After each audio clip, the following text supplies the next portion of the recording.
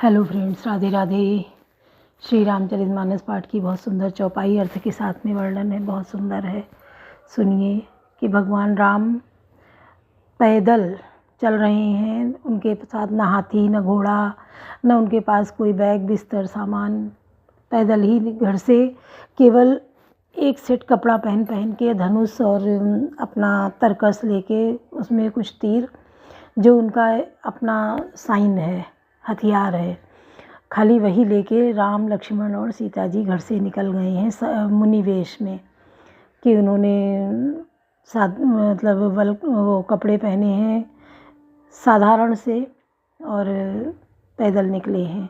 ना कोई उनके पास खाने का सामान है, न पीने का है, कि वो कैसे जाएंगे, कैसे रहेंगे।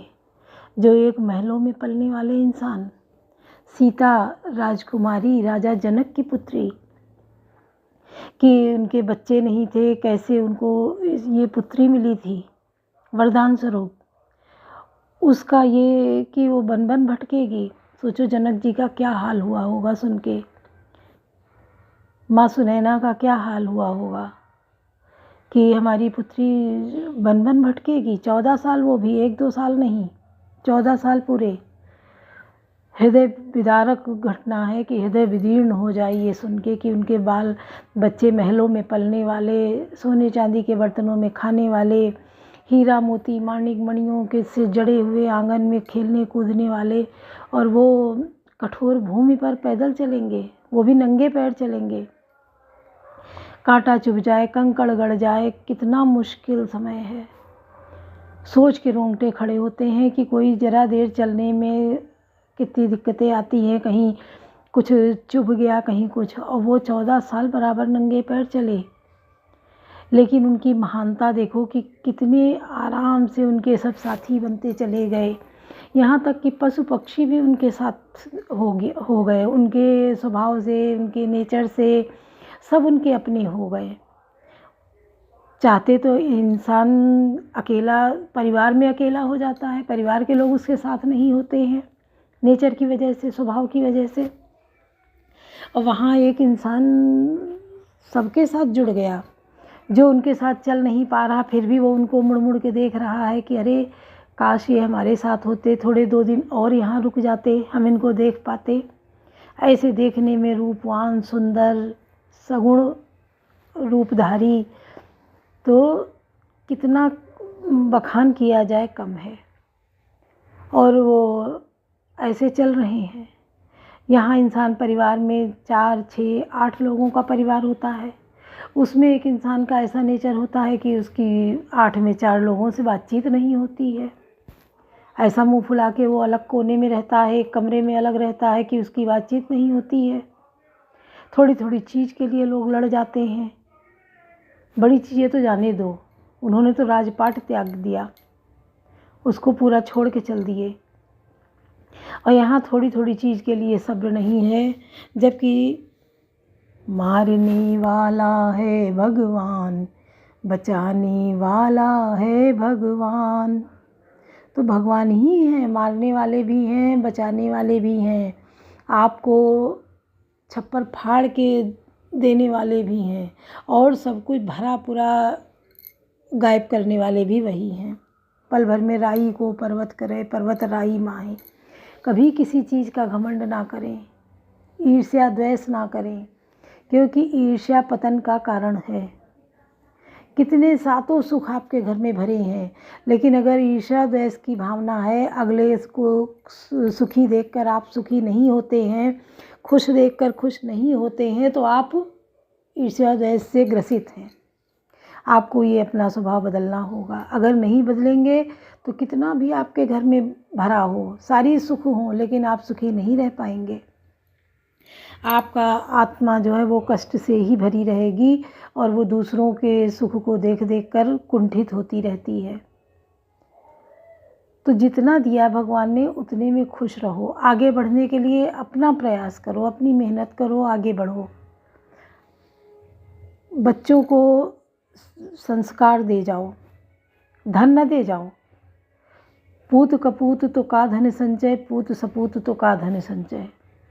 अगर आपने अपने बच्चों को संस्कारवान बना दिया, सुपुत्र बना दिया, तो आपको धन इकट्ठा करने की ज़रूरत नहीं है। उनकी अच्छे से पढ़ाई कराइए, बच्चों की अच्छे स्कूल में एडमिशन आप जितना कर सकते हैं, और उनको संस्कार दीजिए, डेली बातचीत करिए। वो पढ़ लिख के ही इतने अच्छे बन जाएंगे कि कमाने लगेंगे। आपको और चाहिए क्या कि आपके बच्चे अपना कमा खा के आप परिवार चलाएं? ये सबसे बड़ी बात है। अगर कुपुत्र है आपका बच्चा, तो आप कितनी भी धन इकट्ठा करके ढेर लगा जाए, बैंक बैलेंस बना जाएं, और उसको मिटाने में देर नहीं लगेगी। आपने बहुतों को बनते बिगड़ते देखा होगा। तो संस्कार बहुत ज़रूरी है परिवार में। बच्चों को, परिवार में बहू आई है उसको अच्छे परिवार की बहू लाइए, और फिर आए तो उसको अपना लीजिए, क्योंकि आपको अपना बच्चा अपना बनाने में उसको 10 साल, 12 साल, 20 साल लग जाते हैं कि जन्म लेता है, उसको पालते पोसते, उसको बात शिक्षा देते देते तब आपका वो अपना हो पाता है। तो बहू तो आपके घर पढ़ लिख के आई है, इतना दान दहेज लेकर आई है, तो उसको कुछ तो समय दीजिए समझने के लिए। आप उसको समझे, वो आप सबको समझे।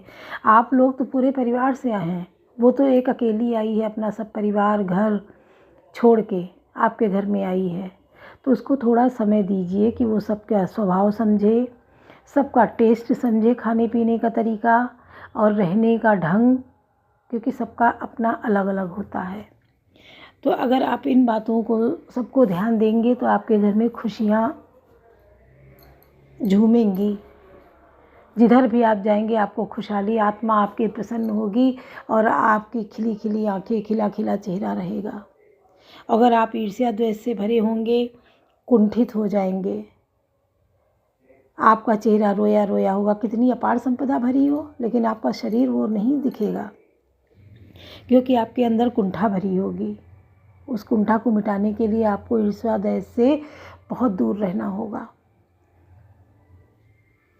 सर्वे भवन्ति सुखिनः, सर्वे सन्तु निरामया।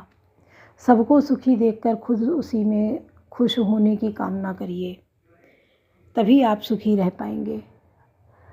अगर दूसरे के सुख से अपने घर में चर्चा कर रहे हैं कि उसके घर में ये खुशियाँ हैं, ये सुख है, और आंखें फाड़ फाड़ के देख रहे हैं, चिढ़ रहे हैं, अपने घर में टेंशन कर रहे हैं, लड़ाई झगड़ा कर रहे हैं, क्यों?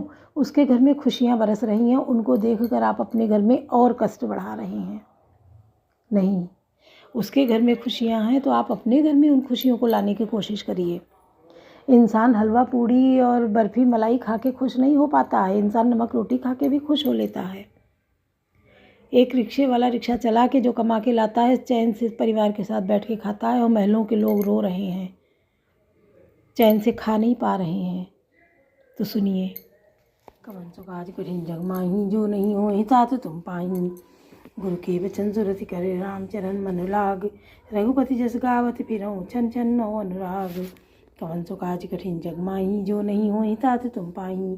गुरु जी के वचनों का स्मरण करके मेरा मन श्री राम जी के चरणों में लग गया। मैं क्षण क्षण नया नया प्रेम प्राप्त करता हुआ श्री रघुनाथ जी का यश गाता फिरता था।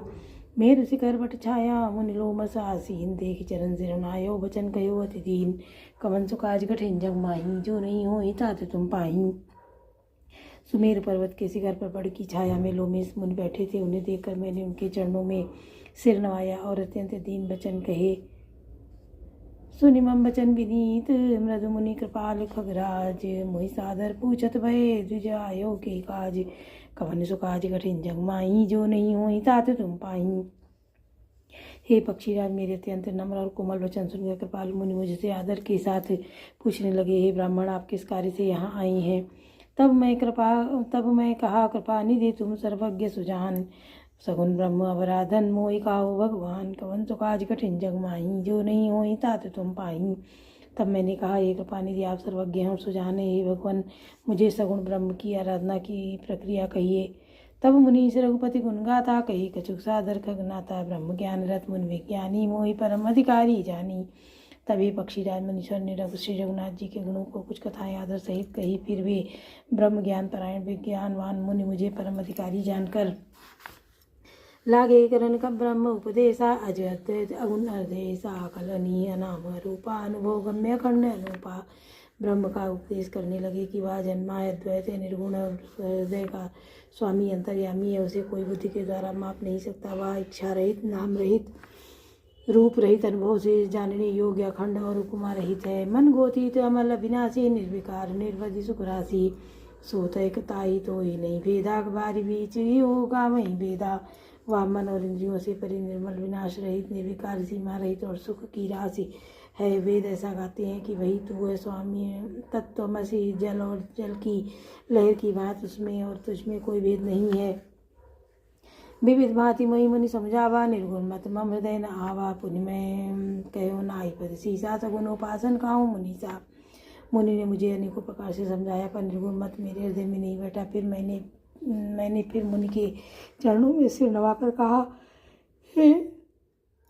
हे मुनीश्वर, मुझे सगुण ब्रह्म की उपासना कहिए। राम भगति जल मन मम मन मीना, कि मैं बिल गाय मुनीस प्रवीणा। सोई उपदेश कहूँ करिदाया, निज नयन देखूँ रघुराया। मेरा मन राम भक्ति रूपी जल में मछली हो रहा है, उसी में रम रहा है। हे चतुर मुनीश्वर, ऐसी दशा में हम उससे अलग कैसे हो सकते हैं। आप दया करके मुझे वही उपदेश कहिए जिससे मैं श्री रघुनाथ जी को अपनी आंखों से देख सकूं। भरी लोचन बिलो की अवदेशा, तब सुनियो निर्गुण उपदेशा। मुनि पुनि कही हरिकथा अनूपा, खंड सगुन मत अगुण अनिरूपा। पहले नेत्र पर कर श्री अयोध्यानाथ को देखकर तब श्री निर्गुण का उपदेश सुनूंगा। मुनि ने फिर अनुपम हरि कथा कही, कहकर सगुण मत का खंडन करके निर्गुण का निरूपण किया।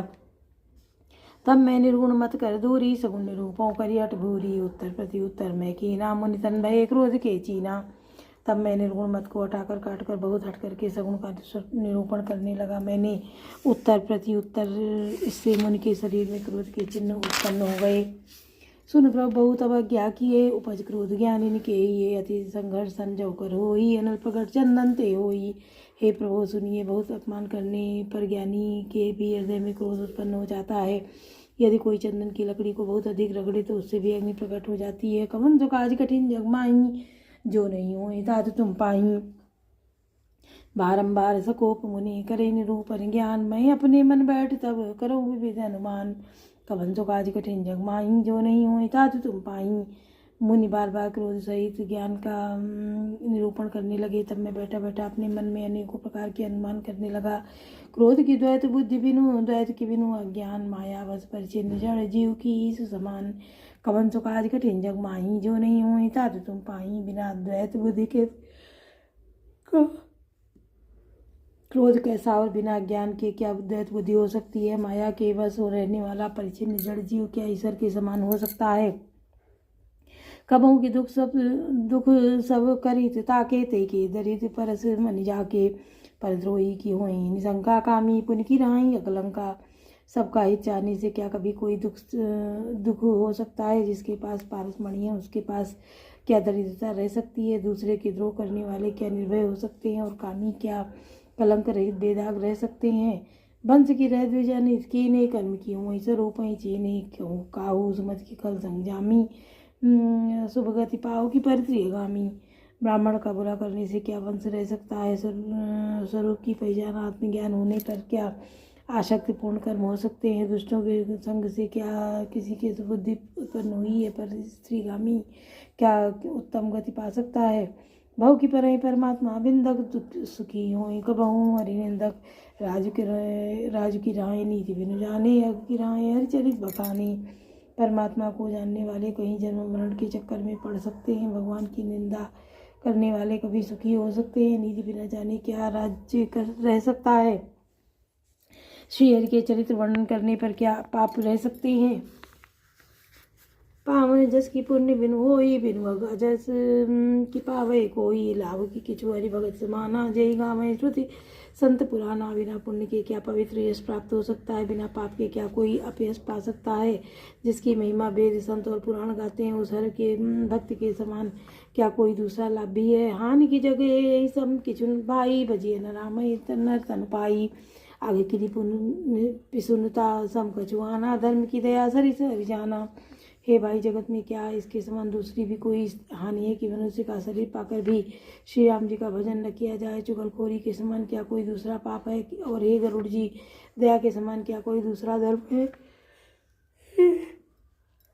अहि विधेयमिति जुगति मन गुनऊँ मुनि उपदेश न सादर सुनऊँ पुनि पुनि सगुन पक्ष में रोपा तब पुनि बोल्यो वचन सकोपा। इस प्रकार मैं अनगिनत सुखद युक्तियाँ मन में विचारता था और आदर के साथ मुनि का उपदेश नहीं सुनता था। तब मैंने बार बार सगुन का पक्ष स्थापित किया। तब मुनि क्रोधयुक्त वचन बोले, मूढ़ परम सिख देव न मानस उत्तर प्रत्युत्तर बहुआन सत्य वचन विश्वास न करहीं बायसी हो सबही ते डरहीं। अरे मूर्ख, मैं तुझे सर्वोत्तम शिक्षा देता हूँ जो तो भी तू उसे नहीं मानता और बहुत से उत्तर प्रत्युत्तर दलीलें लाकर रखता है। मेरे सत्य वचन पर विश्वास नहीं करता, कौवे की बात सभी से डरता है। सठ सुपच्छ तब हृदय विशाला सपदि होई पक्षी पंडाला लीन श्राप में से चढ़ाई नहीं कछु भय न दीनता आई।